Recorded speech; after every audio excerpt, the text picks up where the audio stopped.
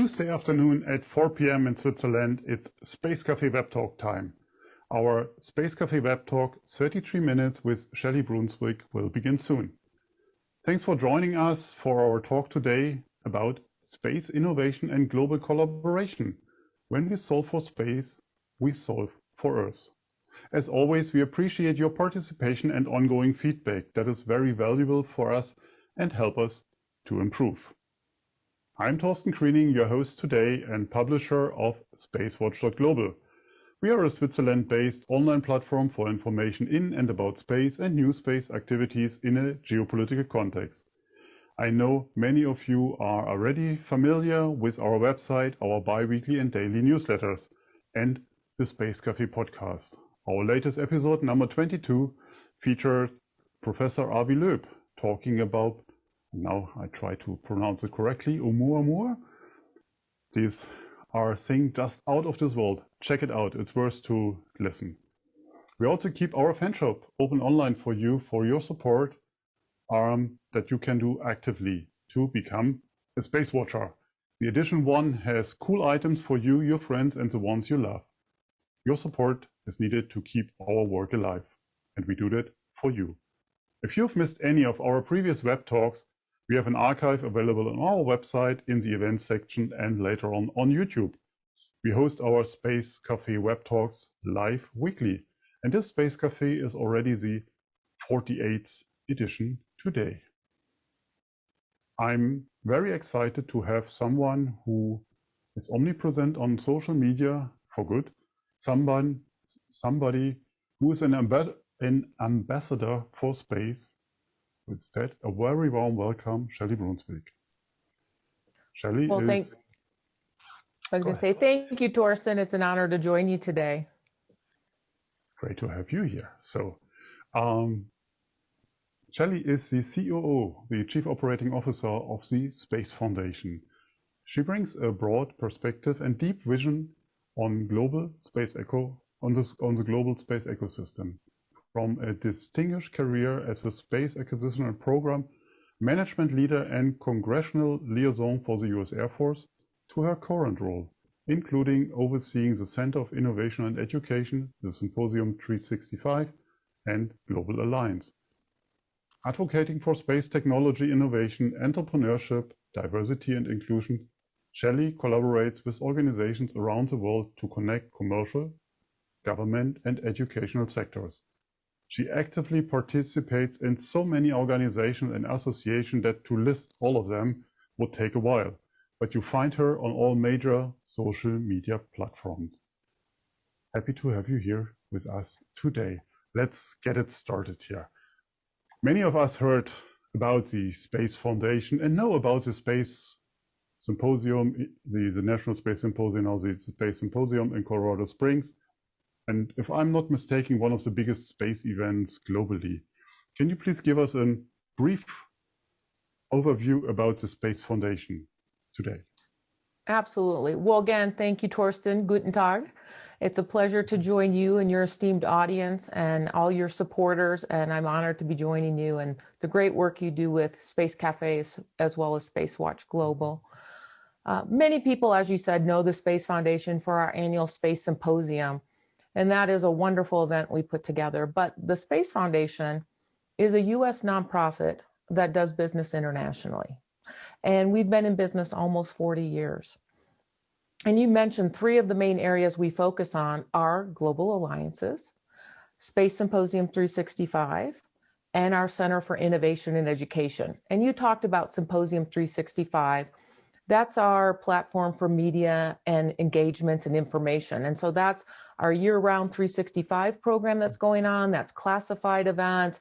That's our quarterly, the space report that we put out, the annual global space economy number.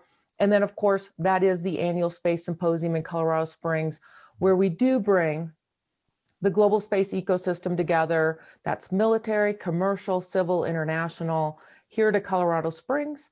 In 2019, we had 15,000 participants. However, as we know, that's one component of the Space Foundation. The other component, what we're going to talk about today, is really our Center for Innovation and Education. And that's about our lifelong learning platform that allows for workforce development and economic opportunity so all individuals can find their way into the space ecosystem. And then our third component, as you said, is Global Alliance. We are a U.S. nonprofit and we do business internationally. And again, why I'm joining you today in the outreach and advocacy we're trying to do globally to help all citizens here on planet Earth find their way into this space ecosystem. Wonderful. So, but what are you aiming for with the foundation or with Space Foundation? What is the overarching goal? Well, that's an excellent question, Torsten. And what I share is the Space Foundation has, from 2019, stated that the global space ecosystem is $424 billion.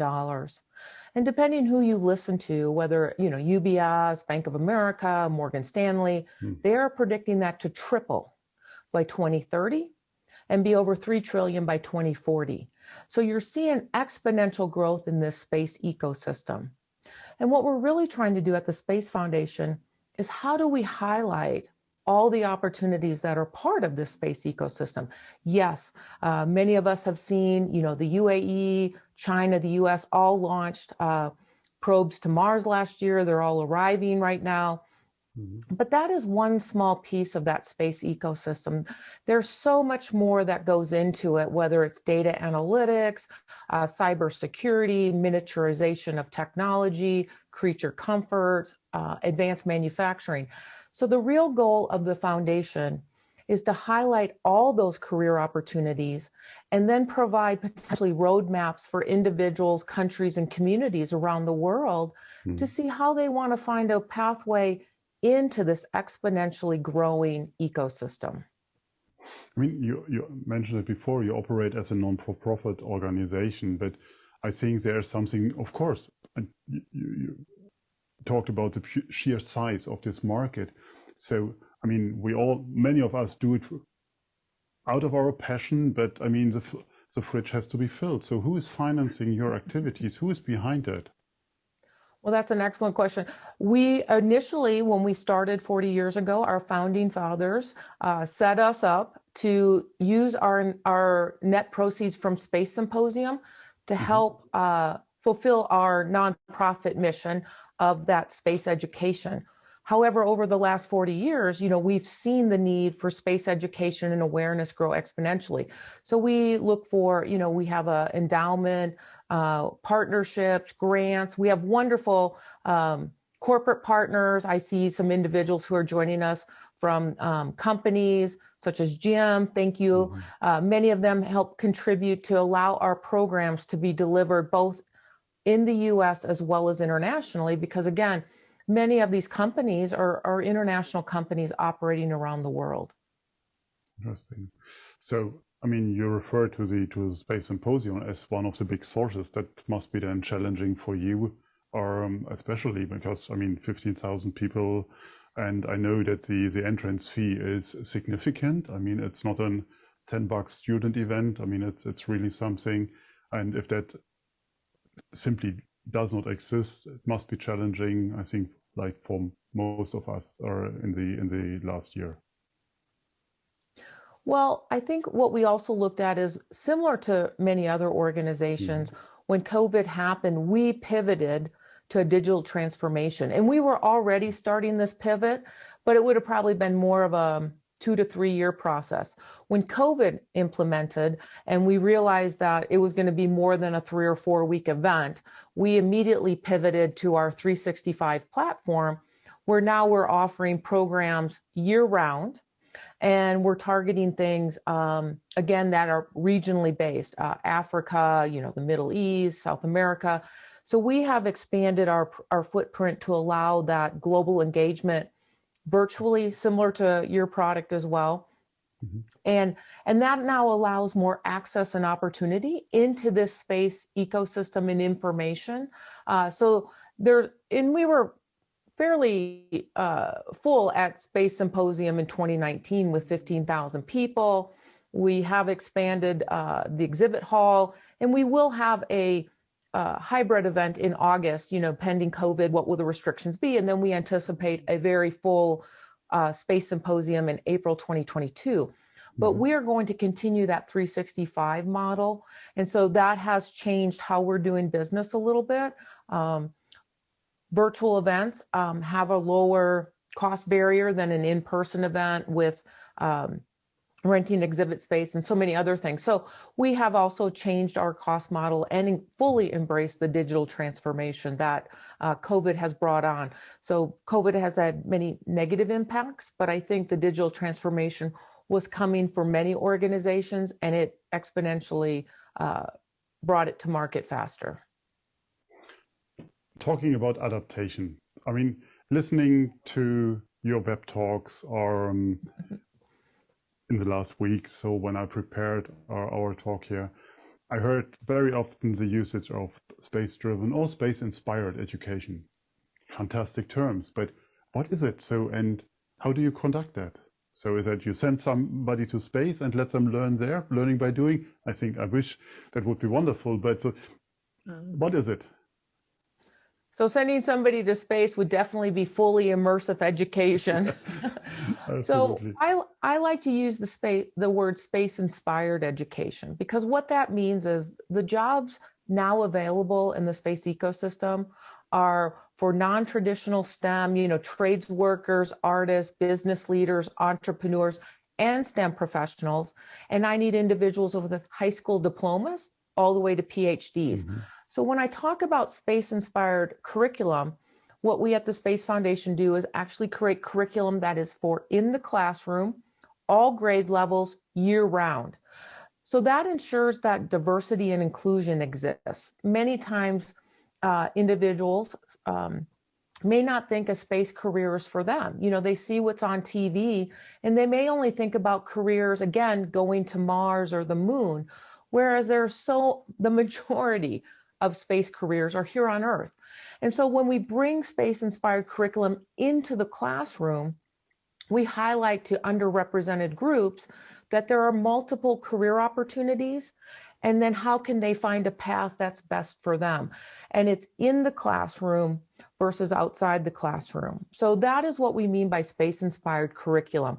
That is one of the primary founding pillars that the Space Foundation is resting on. And we do that not only in the US, but as well globally. But why do you think we should take everyone with on this journey to enable them for space? I mean, you talked about the US. I mean, US is the biggest space faring nation, the biggest market, also commercially driven. I mean, we have, as you said earlier, China, or the UAE, Europe. But I mean, you do a lot of work in Africa. So do we really need everyone in the space ecosystem? So let's just start with the US and then we'll expand. So in the US, that global space ecosystem, 80% is commercial. So yes, 40 years ago it was primarily government. Now it's commercial. And even during COVID, there are still jobs available in the space economy here in the US, and we can't find workers. And so as we think about technology, and many of that technology is related to space technology, data analytics, cybersecurity, advanced manufacturing, that's all related to the space ecosystem, the financial system.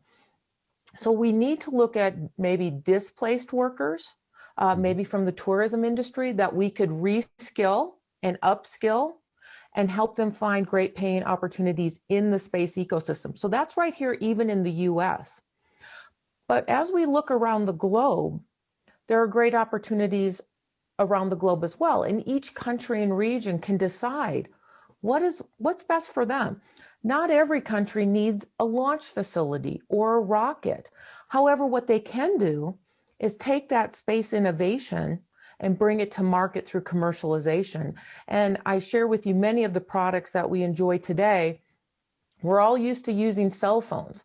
There's approximately 3 different space technologies in your cell phone. This webinar is being brought to you by space technology, the financial systems.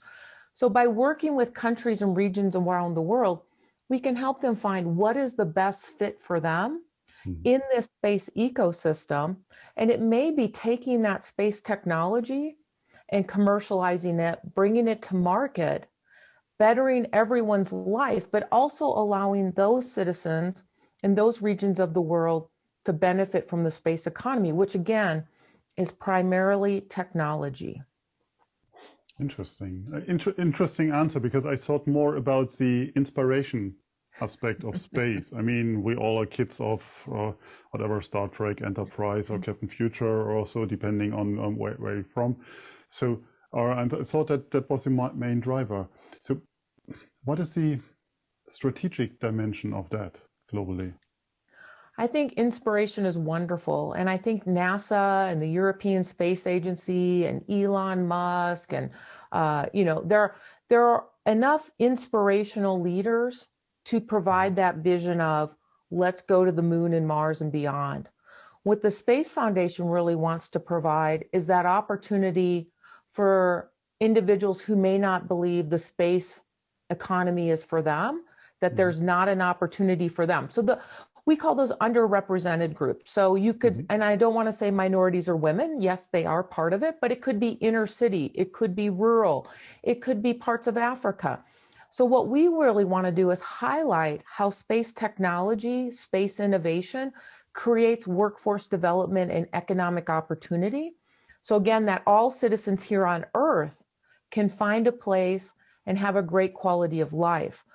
So it's a partnership with NASA and ESA where they provide the inspiration. And I want to provide the inspiration, but I want to provide the inspiration to those who may not think that space is for them. And my answer to them is, it is. Let's find your path and we can create an opportunity for you. Well said. So, I mean, we see it over the last years, not just one, but that last year especially, that the entire space sector is changing rapidly in front of our own eyes. I mean, the education you got at the Air Force might be partially still valid for today's setup, but I mean, things are moving that quick. Let's talk a bit on the personal side and your advice to the next generation. Who is Shelli as a leader, or how is Shelli as a leader? Well, thank you, Torsten. And again, my journey has 3 different chapters, and I'm just going to briefly cover those. The first chapter was when I enlisted in the US Air Force right out of high school. So I highlight to the audience, I did not go to college right away. I did not think I was ready. I wanted to explore the world. The Air Force offered that opportunity, and I was able to live in Germany. So that's why I sprechen Sie Deutsch, not very well, and explore more about myself. We would now call that emotional intelligence. And I did go to school at night, and eventually I was supported by many champions in the Air Force. So it's always important for everyone listening to have mentors, coaches, and champions. And champions are senior leaders who can help position you in your career. And I had some senior champions that supported me becoming an officer in the Air Force. Now, I will tell you also to your audience, I am not a STEM professional. So again, I am not the normal, I didn't go to college right out of high school. I went to school at night. I earned my degree. I have a business background. I have an MBA.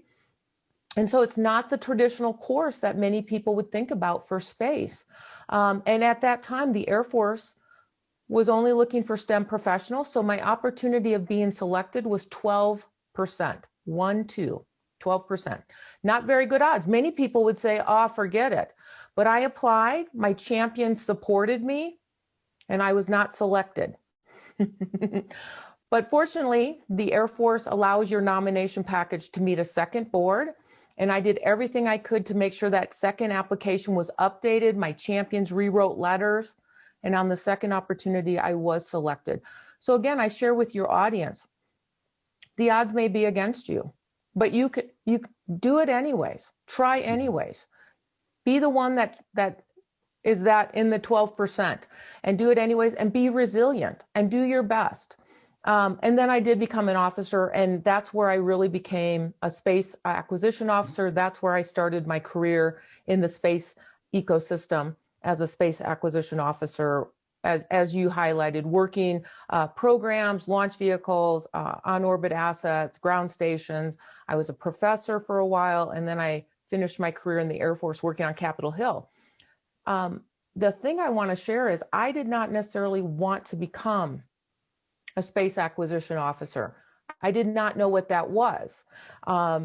And so I wanted to do what I'd already done, which was personnel. I wanted to be a personnel officer, and the Air Force said, well, this is where we need you. And so I went on with it.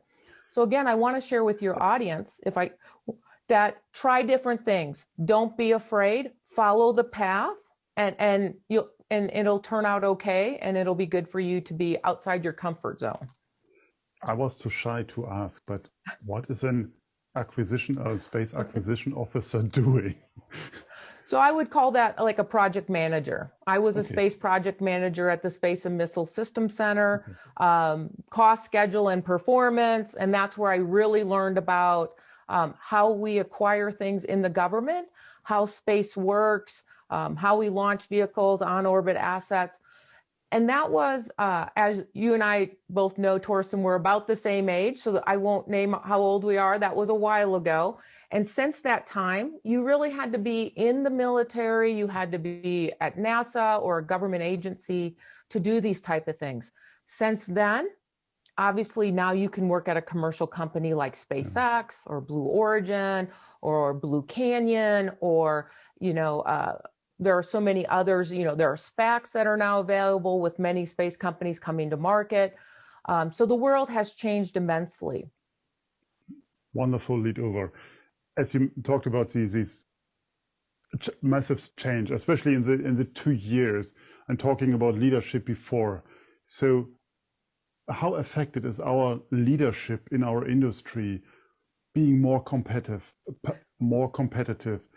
The changes that occur for leaders in this market. I mean, I've had a while that I worked with PT Scientists, really this young or moonshot company. Also, the adaptation towards the pure commercial market now. I mean, you talked about the 80% earlier in the US, and that's just the beginning. So, what does it mean in terms of leadership? What are the new requirements for leaders in this market to survive? Or do we give it up to the young next generation? Absolutely not. There are opportunities for everyone. So the first point I'm going to say is there are multiple different leaders in the space ecosystem. The first one is governments. Governments play a leadership role in creating the right policies that allow the change to happen. So in the US, for example, there was in 2004 commercial crew. And that legislation allowed the opportunities for SpaceX and Blue Origin to come to market. So it's important for policymakers, not just in the US, but around the world, to say, what is the change we want to implement? And how are we going to invest in that? Because commercial companies don't necessarily want to invest unless they can see a return on their investment in a certain time frame. So it's really important for governments to provide that investment initially. One of the examples I always like to talk about is Global Positioning System, GPS, put up by the US government in the 60s. I will give credit, the first one went up by the Navy, but then the Air Force took over. But since 1983, GPS in the US has unlocked approximately $1.3 trillion in economic opportunity. So the US government invested in that, and the US citizens have benefited in commercial opportunity with jobs and new products and services like Airbnb and Uber and many of these other technologies. And that's just the US. Many other countries have and citizens have benefited. So it's important for governments to provide a leadership and fill a gap where maybe commercial markets would not fill the gap. Then there's the opportunity for the public-private partnerships. And that's a lot where the Space Foundation likes to help facilitate, is what can the government bring to the table? What can private industry bring to the table? What can the Space Foundation and other nonprofits bring to the table to create the leadership that we want to see regionally? And I have to say regionally because the space ecosystem in Zimbabwe is very different than the space ecosystem in Egypt. And so each country and region has to look at where can they find an opportunity to help their citizens unlock that economic opportunity and create value for them? Absolutely. Thank you very much for that advice. And I mean, to sum up this part of our conversation, what are your advice for our next generation of space inspired, to use that word, leaders? And I think many of them are in the audience, and we see it here also from a few of these questions are. So just these 1, 2, 3 are bullet points before we move on then to the last section, because time is flying fast. Yeah. Well, one of the things I always like to highlight is you should be a mentor and you should find a mentor. No matter where you are, if you're a college student, you can mentor a high school student and so on. And it's important to find those role models, you know, a mentor, a champion, a coach, role models that can help you find your path. The other thing we have to look at is being lifelong learners. Technology is rapidly changing. A year ago, I would not have done an event like this. I would have gotten on a plane, I would have flown there, I would have done an event in person, I would have met with you. But now we're all learning, technology is changing faster, we're all going to adapt. So we all have to become lifelong learners and learn that technology will evolve. The other critical part is jobs will change. And that's why it's so important to understand that technology is changing. In the next 5 to 10 years, jobs are going to go away. And I don't necessarily know what the new jobs will be.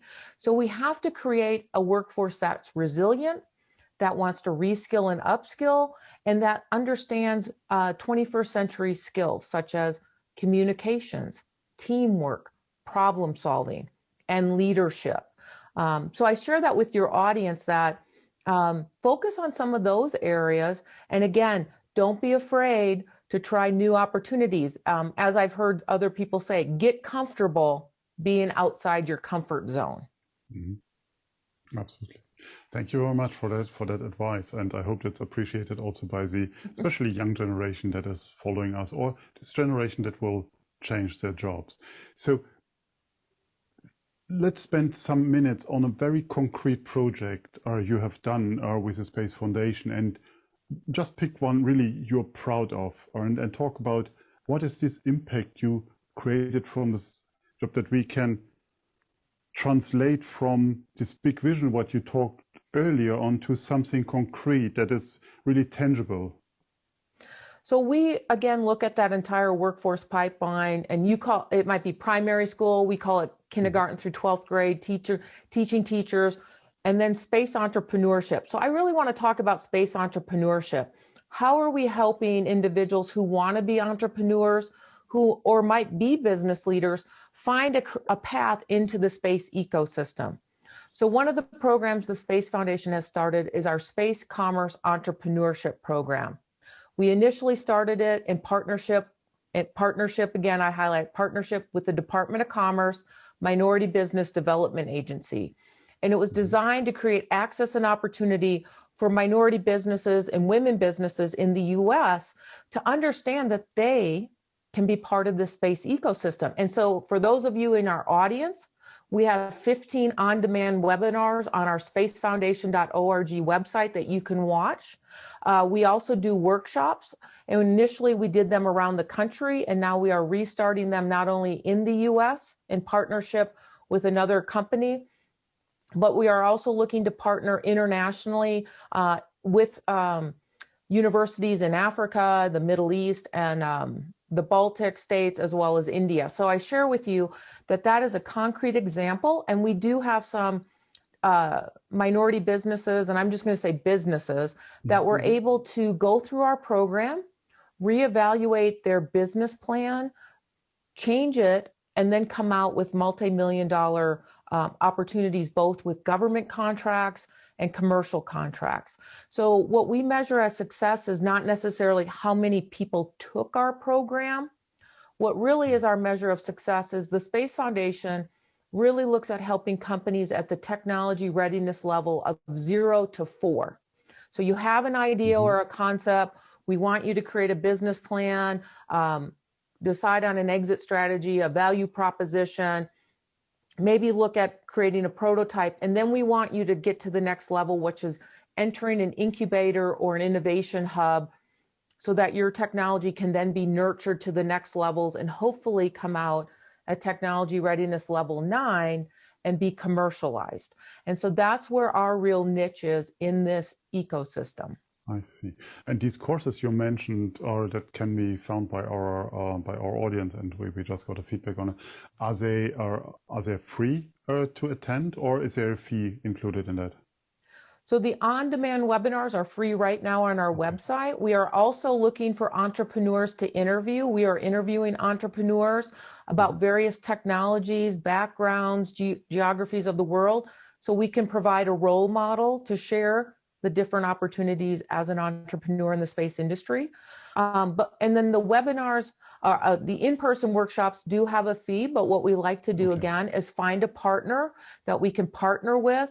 And what we do is this is not an education course. We bring in real world space experts that have been in the space industry at NASA, at DARPA, that have worked in commercial companies, and they come in as experts to provide their mentorship guidance. And then there's opportunities for coaching and mentoring sessions afterwards. So we do look for a cost share with a partner, because we do want to bring those world-class experts in to help create that, we call it access and opportunity into the space ecosystem. Wonderful, thank you. So our talk is titled, or was titled, or we are almost done, Space Innovation and Global Collaboration. When we solve for space, we solve for Earth. And I think that's great, but why not the other way around, solving on Earth before solving something for space? Well, first of all, I would have to say, if we had planned to solve for Earth before we solved for space, we would have done it. Sometimes you talked earlier about the inspiration piece, that it is inspirational. You have pioneering spirits like Elon Musk and Jeff Bezos and many, many other wonderful leaders around the world that have that inspiring, pioneering space to go to Mars, and they're creating the technology to go to Mars. For instance, batteries and battery storage. To live on Mars, we need a different solution. We need to grow food in austere condition on Mars. Can we use that here on Earth? Absolutely. Are we doing that here on Earth? Absolutely. You're thinking about mining technology. Do we want to mine an asteroid? Well, I can talk to miners here on Earth, in Australia and elsewhere.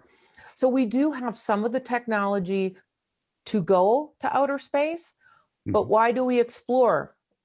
We are, as a species, explorers. Not every individual, but collectively we are explorers.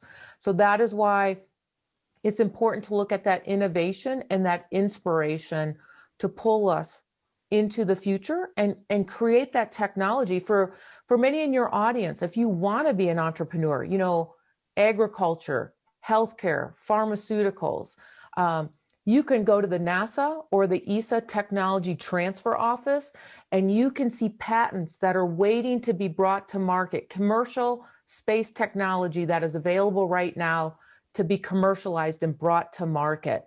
So Torsten, I say, when we explore, when we invest in entrepreneurship, we don't know what we're going to solve. We had no idea when GPS was put up by the US government that it would unlock trillions of dollars of economic opportunity.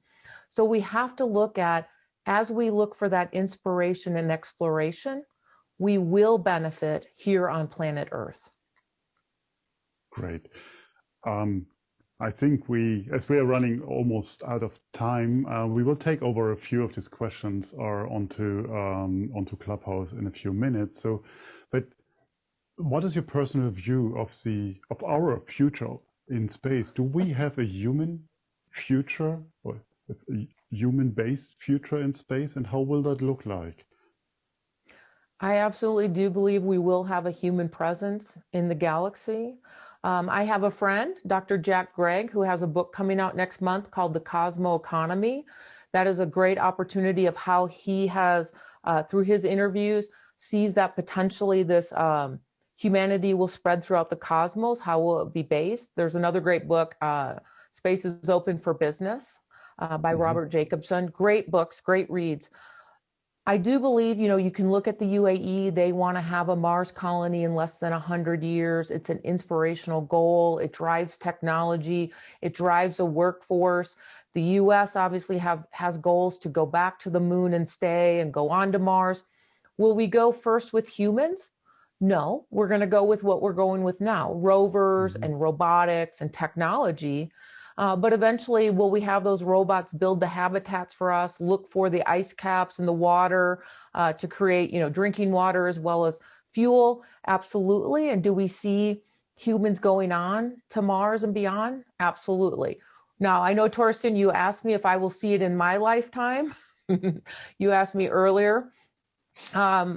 Yes, I do believe we will see it. And we will see it because we're seeing that pioneering spirit by many space commercial entrepreneurs that want it to happen.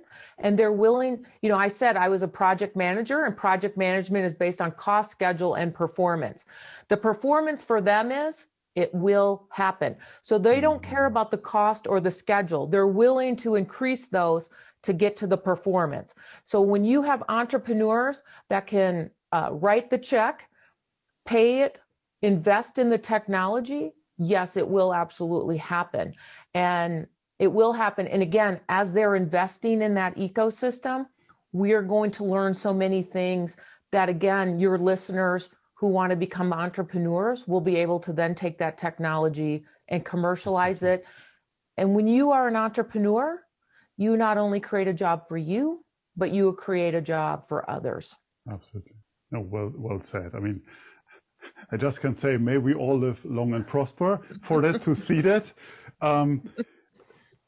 Before we come to an end, I would like to pick up one question from Jim about your role as the chairwoman of Women in Aerospace. And could you talk about the awards and scholarship opportunities that work there and those in SF, San Francisco, I assume, now? Because to all the others, we will come back to you directly, and if not taken, because that's or something where you need a direct feedback from us, that's fine. Well, I think Jim is wonderful, and Jim and I served on the WIA board of directors together, so he is a wonderful champion. And I would like to highlight for women in aerospace, men are part of the solution for creating opportunities for women in aerospace. So I want to share that, Torsten, you're part of the solution. I am the chair of the WIA Foundation now, and the WIA Foundation has just announced our scholarship opportunity for women who are pursuing STEM degrees. So I ask you to go to the WIA, the womeninaerospace.org website, and you can find out information about the scholarship that just came out. Aerospace Corporation also has a scholarship for high school STEM professionals, and there are some others. So the other thing about WIA is that's the overall one and the one located in the US, but there is a WIA Canada, a WIA Mexico, a WIA Europe, WIA Africa, WIA Japan. So if you're a woman or even a man looking for opportunities in the space industry, you can join WIA. You can join WomenTech Network. WomenTech Network is open to women and minorities. You can join Space Generation Advisory Council. Toad Air is a research organization. GPODs, Global Policy, Diplomacy, and Sustainability Fellowship. So I want to share with your audience that there are many scholarship, fellowship opportunities. And I know, Torsten, you and I both have a passion for ISU, the International Space University, as well. So for your audience, so Jim, I hope that was the long answer to your short question. But I also want to just share with the audience, there are lots of opportunities to join us. Look for an organization, and now with digital transformation, you can join these organizations virtually. Absolutely.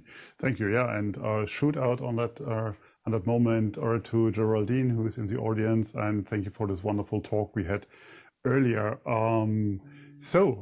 As I'm got now signals from our production team that we are running out of time, and Yvette is about to set up the clubhouse in a few minutes for us. So I would like to thank you.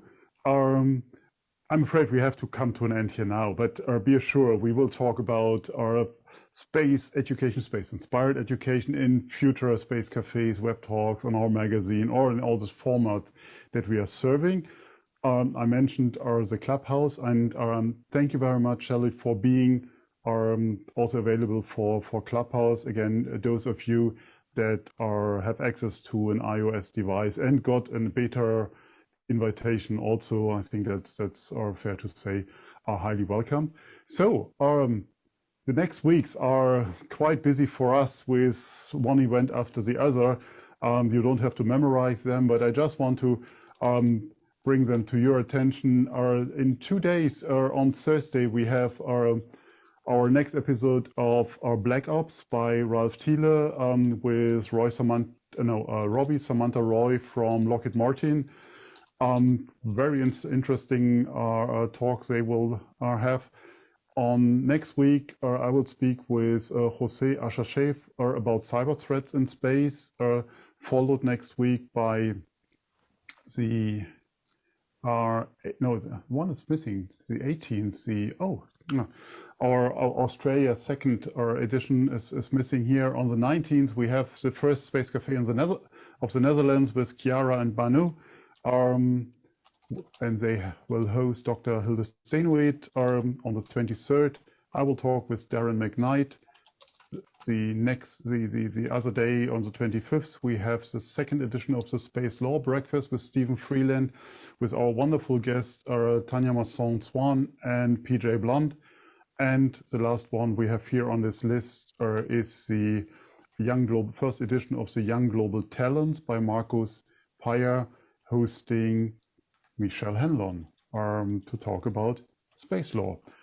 All events are on our Eventbrite and also on our website. As always, we would like to hear from you, your feedback, so please check in with us on Twitter, on Facebook, or LinkedIn. Only with your feedback we can grow and be better and serving you better. Don't forget to sign up for our daily or bi-weekly newsletters, and if you like to treat yourself with something special, become a Space Watcher today. Your support will help us. Take your credit card and visit our fan shop at shop.SpaceWatch.Global, and I know, but we need your support. Thank you very much all for your interest today, and thank you, Shelli, for your absolute inspiring talk. I mean, we have seen these messages coming on the chat, so people obviously loved what you said and you inspired them. That's wonderful.